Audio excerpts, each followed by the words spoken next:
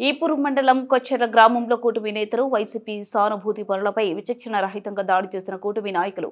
ఈ ఘటనలో వైసీపీ సానుభూతి పరులైన లచ్చిశెట్టి బుచ్చమ్మ, రాగాల భువనేశ్వరి గాయాల పాలయ్యారు. గాయపడిన వారిని ఓ ప్రైవేట్ ఆసుపత్రికి తరలించగా వారిని వినుకొండ మాజీ శాసనసభ్యులు బొల్ల బ్రహ్మనాయుడు పరామర్శించారు.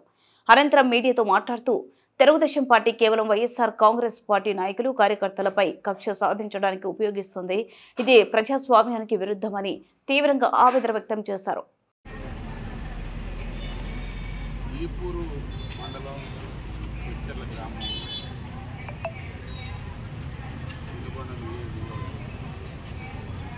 వైఎస్ఆర్ కాంగ్రెస్ పార్టీ వాళ్ళపై దాడులు కొచ్చెర్ల ఇవ్వడం ఉన్నారు. కొచ్చెర్ల మొన్న అంతకుముందు రోజు కొండాయిపాలి. ప్రతి గ్రామంలో కూడా పూర్తి స్థాయిలో ఒక ఎవరైతే కాస్త వైఎస్ఆర్ కాంగ్రెస్ పార్టీ అభిమానులుగా ఉన్నారో వాళ్ళ మీద దాడి చేయటం, వాళ్ళ ఇళ్లలోకి వెళ్ళటం, ఇళ్లల్లోకి వెళ్ళి కొట్టడం ఎంత దారుణం అంటే నిన్న కొచ్చెర్లో అందరూ చూస్తుండగా, ఊరు మొత్తం చూస్తుండగా రాళ్ళు తీసుకొని, కర్రలు తీసుకొని మాజీ సర్పంచ్ గోలి ఏడుగొండల ఇంటి పైన ఆ విధంగా కొట్టడం అనేది ఎంత దారుణం అండి. ఇది ఏంటి? ఇది రెడ్ బుక్ రాజ్యాంగం అంటే ఇదేనా?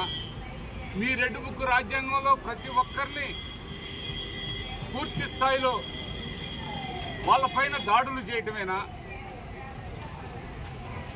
ఇది ఎంతవరకు